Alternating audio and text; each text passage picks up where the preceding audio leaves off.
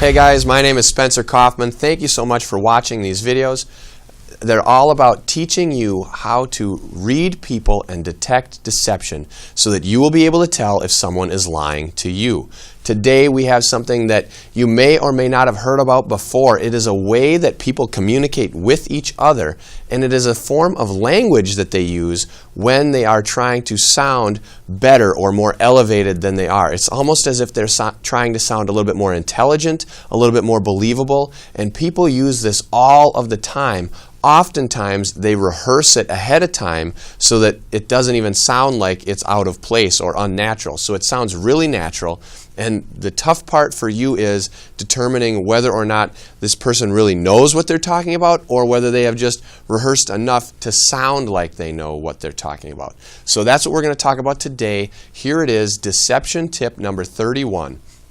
Liars like to use unconventional and inordinary language in an effort to sound more truthful and sophisticated.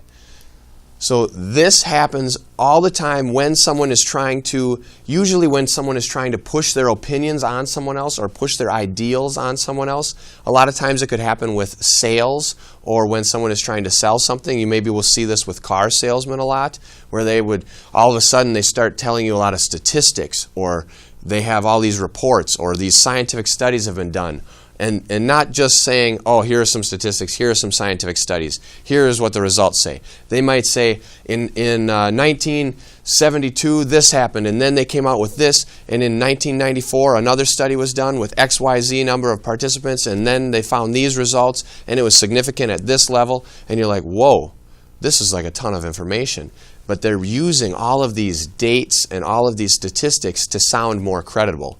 A lot of times people do it when they're talking about history. When people start pulling out dates and names and things that normal people don't remember, then they're either really a history buff and they're really good with names and dates, which is a select percent of the population, or they are using those things to sound more credible to try to be more believable. And this language is oftentimes, it's elevated language. It's confusing. It's more sophisticated. It's something that in normal everyday conversation, people do not talk that way. People don't use like 5-syllable words or even 4 or 3-syllable words most of the time. Oftentimes the normal English communication, unfortunately, it's about at a 5th grade level. And that's what the reading level is, that's what communication is. In addition, most of the time people use, you hear this all the time, stick to the 5 or 10-cent words.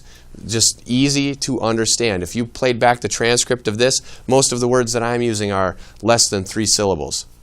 With the exception of that word, that's 3 syllables. So most of the time, people use easy words because we want to communicate effectively and efficiently. When people are trying to sound more sophisticated or more educated than they really are, and they're trying to push an idea on someone else, they may start to elevate that, use bigger words. They may also try to use a lot more dates, statistics, and cite all kinds of resources to appear more believable. And that is something that you should watch for when looking for deception. So if this is your first time watching these videos, I'd love to have you subscribe to the channel on YouTube. Feel free to leave any comments there if you have any questions or anything at all as well, and we'll get back to you with those. Also, if you'd like some more information, we've got books, blog posts, podcasts, all available on spencercoffman.com that are dedicated to teaching you exactly what everybody is really saying.